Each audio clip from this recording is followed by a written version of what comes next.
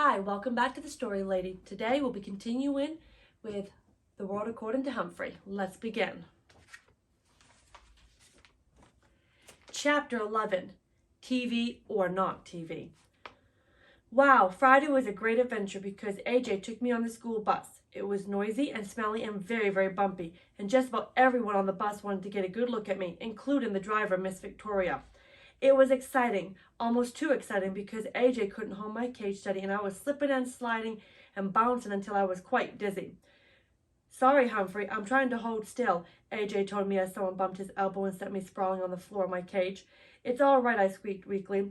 The bus let us off close to AJ's house. It was a 2-story old house with a big porch. As soon as I entered, I got a warm welcome from AJ's mom, his younger brother Ty, his little sister Deely, and his baby brother Bo. Anthony James, introduce us to your little friend, his mom said, greeting us. Anthony James? Everybody at school called AJ by his initials or just AG. This is Humphrey, he answered. Hello, Humphrey, said Mrs. Thomas. So how was your day, Anthony? Lousy. Garth kept shooting rubber bands at me. He won't leave me alone. But you two used to be friends, his mother said.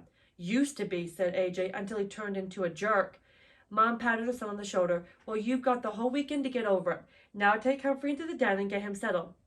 Mrs. Brisbane called him lower your voice, AJ, because AJ always talked extra loud in school. I soon noticed that everybody at AJ's house talked extra loud.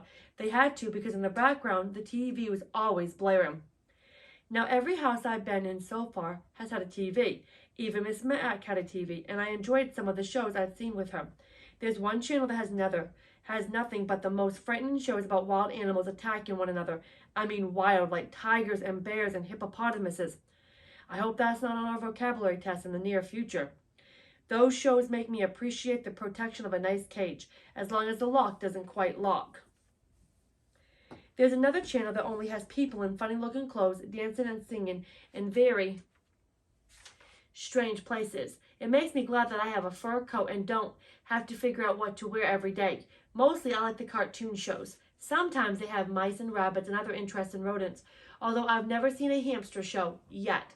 Anyway, the difference at the Thomas's house is that the television is on all the time. There's a TV on a table across from a big comfy couch and a big comfy chair, and someone's always sitting there watching. I know because they put my cage down on the floor next to the couch. I had a very good view of the TV. I couldn't always hear the TV, though, because AJ's mother had a radio in the kitchen, which was blaring most of the time while she cooked or did crossword puzzles or talked on the phone. No matter what she did, the radio was always on. When AJ's dad came home from work, he plopped down on the couch and watched TV while he played with the baby. Then AJ and Ty plugged in some video games and played while Dad watched. Deely listened to the radio with her mom and danced around the kitchen. When it was time for dinner, the whole family took plates and sat in the den so they could watch TV while they ate. Then they watched TV some more. They made popcorn and kept watching. Finally, the kids went to bed, the baby first, then Deely, and later Ty and AJ. After they were all in their rooms, Mr. and Mrs. Thomas kept watching TV and ate some ice cream. Later, Mrs. Thomas yawned loudly. I've had it, Charlie. I'm going to bed. I suggest you do, too, she said. But Mr. Thomas kept on watching, or at least he kept on sitting there until he fell asleep on the couch. I ended up watching the rest of the wrestling match without him. Unfortunately, the wrestler I was rooting for, Thor of Glore, lost. Finally, Mr. Thomas woke up and yawned, flicked off the TV, and went upstairs to bed. Peace at last. But the quiet only lasted about 10 minutes. Soon, Mom brought Bo downstairs and gave him a bottle while she watched TV. When Bo finally fell asleep, Mrs. Thomas yawned and flicked off the TV. Blessed relief. 5 minutes later, Mr. Thomas returned. Sorry, hamster, can't sleep, he mumbled to me as he flicked on the remote. He watched and then dozed off again, but the TV stayed on, leaving me no choice but to watch a string of commercials for car waxes, weight-reducing programs, exercise machines, and red-hot harmonica classics. The combination of being nocturnal, being bombarded with sight and sound, kept me wide awake. At the crack of dawn, Deely tiptoed into the room, dragging her doll by its hair, and switched on to a cartoon show about princesses. She watched another show about cats and dogs. Scary. Then Mr. Thomas woke up and wanted to check some sports scores. Mrs. Thomas handed him the baby and his bottle, and soon the older boys switched over to video games, and their parents watched them play.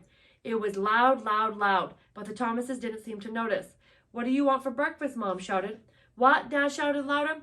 What do you want for breakfast? Mom yelled. Toaster waffles, Dad yelled louder. I can't hear the TV, Ty hollered, turning up the volume.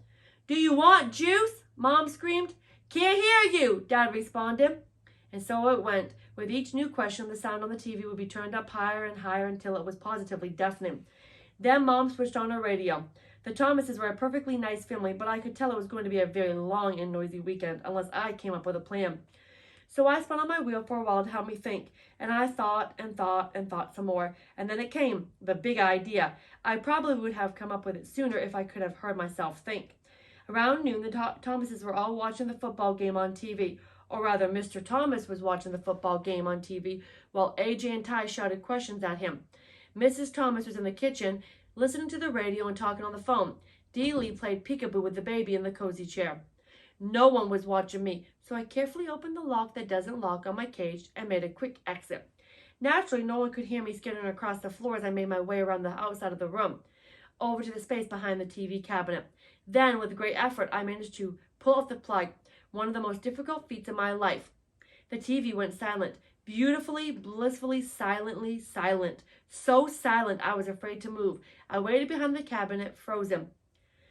The Thomases stared at the TV screen as the picture slowly went dark. Ty, did you hit that remote? Mr. Thomas asked. Nah, it's under the table. Anthony, go turn that thing on again, Mr. Thomas said. AJ jumped up and hit the power button on the TV. Nothing happened. It's broken, he exclaimed. Mrs. Thomas rushed in from the kitchen. What happened? Mr. Thomas explained that the TV had gone off, and they discussed how old it was. 5 years. Whether it had a guarantee, no one knew, and if Mr. Thomas could fix it, he couldn't. Everything was fine, and it went off, just like that. I guess we better take it in to get fixed, Mr. Thomas said. How long will it take, Dealey asked in a whiny voice. I don't know, her dad replied. How much will it cost, Mrs. Thomas asked. Oh, yeah, her husband said. I forgot. We're a little low on funds right now. The baby began to cry. I thought the rest of the family might start crying, too. Well, I get paid next Friday, Dad said. AJ jumped up and waved his hands. That's a whole week away. I'm going to Grandma's house. Her TV works, said Ty. Me too, Dealey chimed in. Grandma's got a bridge club over there tonight, Mom said. I know, said Dad. Let's go to a movie. Do you know how much it costs to go to a movie, Mom asked. Besides, we can't take the baby. Oh. They whined and bickered for quite a while. They got so loud I managed to scamper back to my cage unnoticed. Then I guess I dozed off. Remember, I had hardly had a wink of sleep since I had arrived. The bickering was nice, soothing background after all that racket. I was only half asleep when the squabbling changed. But there's nothing to do, Dealey whined. Her father chuckled. Nothing to do? Girl, my brothers and I used to spend weekends at my grandma's house and she never had a TV. Wouldn't allow it. What did you do? AJ asked. Oh, we were busy every minute, he recalled. We played cards and board games and word games, and we dug in her garden and played tag. He chuckled again. A lot of times we just sat on the porch and talked. My grandma, she could talk. What did you talk about? Ty wondered. Oh, she'd tell us stories about her growing up, about ghosts and funny things, like the time her uncle was walking in his sleep and went to church in his pajamas. Mrs. Thomas gasped. Oh, go on now, Charlie. I'm just telling you what she told us. He woke up in the middle of the service, looked down, and there he was in his blue and white striped pajamas. I let out a squeak of surprise, and the kids all giggled. Then Mrs. Thomas told a story about a girl in her class who came to school in her slippers by accident one day. Yes, the fuzzy kind, she explained with a big smile. They talked, and Dad got out some cards, and they played a game called Crazy Eights, and another one called Pig, where they put their fingers on their noses and laughed like hyenas. When both fussed, they took turns jiggling him on their knees. After a while, Mrs. Thomas gasped, Goodness sakes, it's an hour past your bedtimes. The children all groaned and asked if they could play cards tomorrow, and in a few minutes, all the Thomases had gone to bed, and it was quiet, quiet, quiet for the first time since I arrived. Tip 11. Be careful. If set free, hamsters are experts at disappearing in a room. Chapter 12. Peace breaks out. Early in the morning, Ty, Dealey, and AJ raced downstairs and played Crazy Eights. Later, they ran outside and threw a football around the yard. The Thomases were having breakfast with Bo when the phone rang. Mr. Thomas talked for a few minutes, mostly saying, that's fine. When he hung up, he told Mrs. Thomas, we're going to have a visitor, but don't tell Anthony James. Ooh, a mystery. I like mysteries because they're fun to solve. Then again, I don't like mysteries because I don't like not knowing what's going on. So I waited and waited. A few hours later, the doorbell rang. The visitor turned out to be Garth Tugwell and his father. I really appreciate this, Mr. Tugwell told the Thomases. It was Mrs. Brisbane's idea. Since Garth can't have Humphrey at our house right now, she suggested that he could help AJ take care of him over here. Sounds like Mrs. Brisbane, as if I'm trouble to take care of. But Garth had been crying because he couldn't have me, so maybe she was trying to be nice. After Mr. Tugwell left, Mr. Thomas called AJ in. AJ ran into the room and practically backed out again when he saw Garth. "We have a guest," said Mr. Thomas. "Shake hands, Anthony. Garth is here to help you take care of Humphrey." AJ and Garth reluctantly shook hands. "How come?" AJ asked. Garth shrugged his shoulders. Mrs. Brisbane said too. "Well, come on, we'll clean his cage and get it over with," AJ said. The boys didn't talk much while they cleaned the cage, but they started giggling when they cleaned up my potty corner. I don't know why that makes everybody giggle. After they stopped giggling, they started talking and kidding around. They decided to let me out of the cage, so they took a set of old blocks from Dealey's room and built a huge maze. Oh, I love mazes. When we were all tired of that game, AJ offered to teach Garth to play Crazy Eights, and then Ty and Dealey joined them in a game of Go Fish. Nobody mentioned the TV. Nobody shot any rubber bands. Later in the afternoon, the kids were all outside playing football. I was fast asleep until Mrs. Thomas came into the den with a broom and started sweeping. A minute later, Mr. Thomas entered. "What are you doing, Hum? What does it look like?" "I'm sweeping. You know, all the snacking we do in here makes a real mess on the floor," she said. "Bo's asleep?" her husband asked. "Uh-huh." Mr. Thomas walked over to his wife and took the broom away from her. "Then you sit down and rest a spell, hon. I'll sweep. Go on, don't argue." Mrs. Thomas smiled and thanked him and sat down on the couch. Mr. Thomas swept all around the outside of the room, even behind the TV. Uh-oh. When he got there, he stopped sweeping and leaned down. "Well, I'll be," he muttered. "What's wrong?" asked Mrs. Thomas. "The TV is unplugged," he said. "It's unplugged." He came up from behind the TV, plug in hand, and a very puzzled look on his face. "But it couldn't have just come unplugged while we were sitting there watching. I mean, a plug just doesn't fall out," he said. "Plug it in, see if it works," his wife told him. "Well, you guessed it." The TV came on as bright and loud as ever. "I don't get it," Mr. Thomas muttered, "but at least we don't have to pay to get it fixed." Mrs. Thomas stared at the screen for a few seconds, then glanced out the window at the kids playing happily outside. "Charlie, what do you say we keep it unplugged for a couple more days?" she asked. "We just won't tell the kids." Mr. Thomas grinned. Then he bent down and unplugged the TV. "Couldn't hurt," he said. He put down the broom and sat on the couch near his wife, and the two of them just sat there in the den, giggling like stop giggling, Gail. Suddenly, Mr. Thomas looked over at me. "You don't mind a little peace and quiet, do you, Humphrey?" No, no, no, I squeaked, and I promptly fell asleep. Things were a lot better when AJ, Garth, and I returned to room 26. No rubber bands flew through the air. Garth didn't trip anybody or make fun of anybody. That meant Gail didn't get in trouble for giggling. Heidi didn't get in trouble for speaking or without raising her hand because she wasn't trying to tell Mrs. Brisbane what Garth had done. But the best change was Saya, who did raise her hand every single day. One day she raised her hand to volunteer to stay in during recess to clean the chalkboard. Miranda raised her hand too. Mrs. Brisbane chose them both. "Girls, I think I can trust you to stay here while I run this report down to the principal's office," Mrs. Brisbane told them. Of course she could trust them. Once the girls were alone, they began to talk. "I really liked your singing," Miranda told Saya. "Thanks. My mom and I are going to a musical version of Cinderella over at the college this weekend," Miranda continued. "We have an extra ticket. Would you like to come with us? My mom will pick you up." Saya quickly turned to face Miranda. "Oh, yes, I have not been to a play before." Miranda grinned. "Good, I'll have my mom call your mom." Suddenly, Saya's face fell. "Oh, better not. She's so busy. Give me your number and I'll have my father call your mother." Saya watched Miranda's reaction carefully. So did I. Cool. That was it. Miranda jotted down her number. Saya looked greatly relieved. I knew that Miranda's mother didn't care how well Saya's mother spoke English. Maybe now Saya would figure that out too. Another great thing that happened was that Mrs. Brisbane started reading a book out loud to the class. Sometimes I dozed right through these sessions, but this time she picked out a really good book. When she announced that it was about a mouse, Gail giggled. "What did she say?" Art whispered to Richie. "Pay attention, Art," Mrs. Brisbane said. "It's about a mouse." Several of the boys groaned. "Baby stuff," one of them muttered. "We'll see," Mrs. Brisbane told them. She started to read, and oh, what a tale it was. All about mice no bigger than I am, who were great warriors.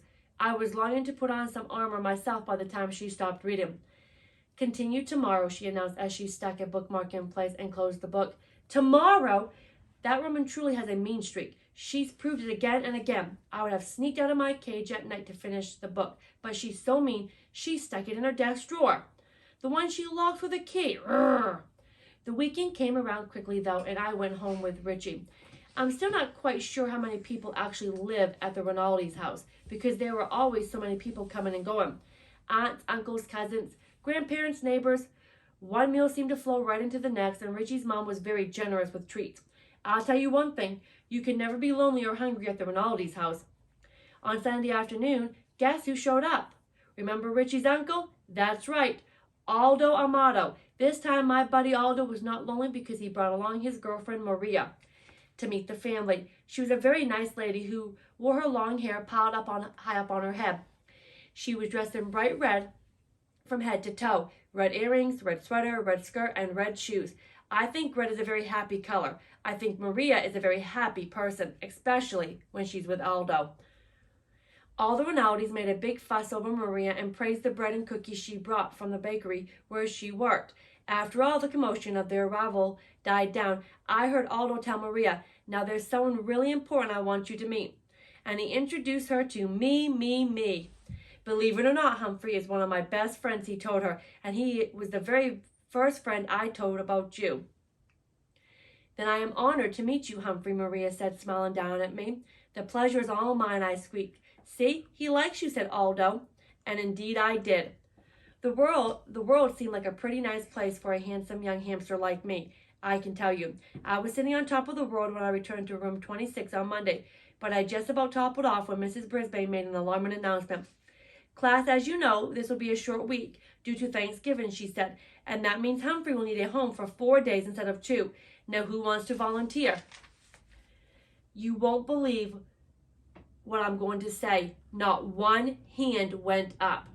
I actually fell off my wheel. Mrs. Brisbane was surprised too. "No one?" she asked. "Heidi, didn't you want to take Humphrey home?" "Oh, yes, but we're going to my grandma's house for Thanksgiving," she explained. "Art, didn't you ask for Humphrey last week?" Mrs. Brisbane asked. "Yes, but we're having all my relatives for Thanksgiving, and Mom says it wouldn't be a good time," Art explained. And so it went. Every single classmate had big plans for Thanksgiving, plans that didn't include having a hamster around. I was worried. I didn't want to spend 4 days alone in room 26. I worried all day Monday. I worried all day Tuesday. I worried even more all day Wednesday. At the end of the day, Principal Morales stopped by to give Mrs. Brisbane an envelope. I think it was her paycheck because she was especially glad to see him.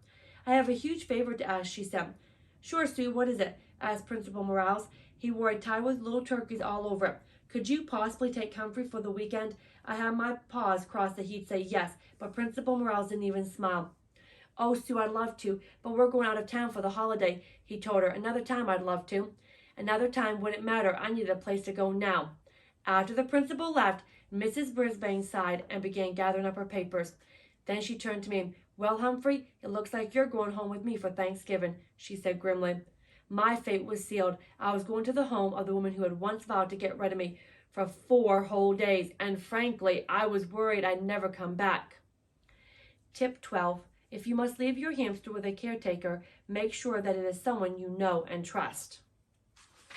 And that is the end for today.